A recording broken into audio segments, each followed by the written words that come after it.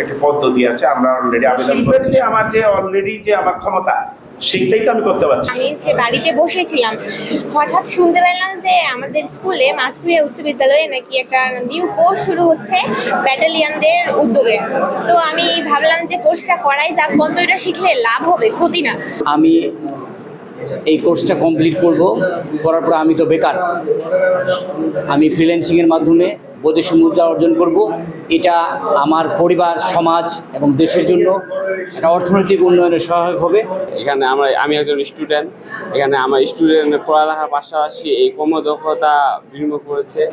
এই কম্পিউটার পাশাপাশি গ্রাফিক ডিজাইনের মাধ্যমে বিদেশি থেকে ডলার থেকে ইনকাম করে বৈদেশিক মুদ্রা অর্জন করতে পারি। সীমান্তবর্তী এলাকাতে বিজেপি 50 যে ব্যাটালিয়নের যে একটা সুন্দর প্রোগ্রাম শুরু করেছে গ্রাফিক ডিজাইন ও ফ্রিল্যান্সিংয়ের জন্য, এই জন্য আমরা তাদেরকে ধন্যবাদ জানাচ্ছি। এবং আমরা সব এই এলাকাতে মাদকমুক্ত হওয়ার একটা সম্ভাবনার দিক দেখা যাচ্ছে যে সবাই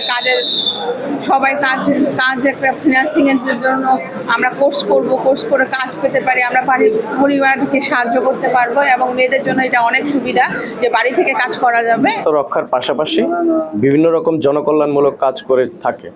এরই ধারাবাহিকতায় আমরা ঠাকুরগাঁও ব্যাটালিয়ন 50 বিজিবি আমাদের ঊর্ধ্বতন কর্মকর্তার এবং হেডকোয়ার্টারের নির্দেশক্রমে আমাদের ঠাকুরগাঁও বর্ডার এলাকার যে বেকার জনশক্তি রয়েছে তাদের কর্মসংস্থান তৈরির পাশাপাশি যাতে করে তারা মাদক এবং চোরাচালান থেকে দূরে সরে আসে, এজন্যই আমাদের এই ব্যবস্থাটা করা হয়েছে।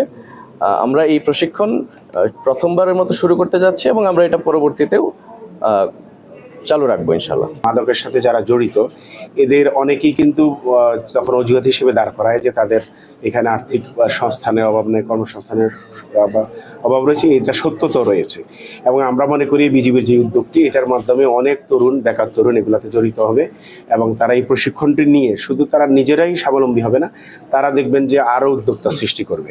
এবং এই কাজটি যে বিজিবি করছে, তারা বিজিবি হয়তো সবাইকে করতে পারবে না, কিন্তু এইটাকে এটার সফলতা ধরে আমরা আমাদের সরকারি অন্যান্য যারা দপ্তর আছে, যুব উন্নয়ন, সমাজসেবা বা এনজিওরা, আমরা কিন্তু রেগুলার বেসিসে এগুলো করবো।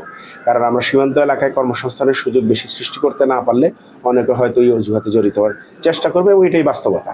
এবং আমরা এই সীমান্তের এই যে বিজিবির যে এটা, আমি মনে করি এটা উত্তরোত্তর আরও বাড়বে। শুধু আমাদের বিজিবি না, আমরা জানি আমাদের আনসার বিডিপিও এই ধরনের কর্মকাণ্ড নিয়েছে এবং আমরা এখন আমাদের যারা এনজিও আছে তাদের সাথে কথা বলবো। এছাড়া আমাদের উপজেলা প্রশাসন বা জেলা প্রশাসন থেকে আমরা বিশেষ পদক্ষেপও নিতে পারি। যদি আমরা দেখি যে এটা ডিমান্ড আছে, আমরা এটা আরও স্পেশাল আমরা প্রোগ্রাম নিব এবং এর মাধ্যমে আমরা নতুন করে কর্মসংস্থান সৃষ্টি করতে সক্ষম হব।